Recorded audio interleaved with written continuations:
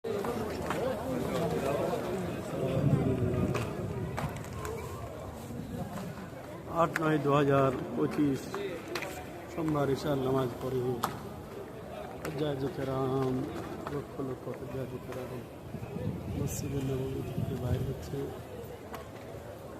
আল্লাহুম্মা ইফতাহ লি আবওয়াবা রাহমাতিক লেখা আছে।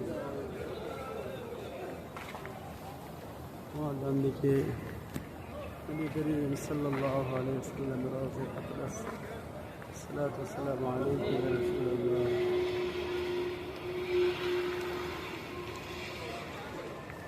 বাম দিকে জান্নাতুল বাকি।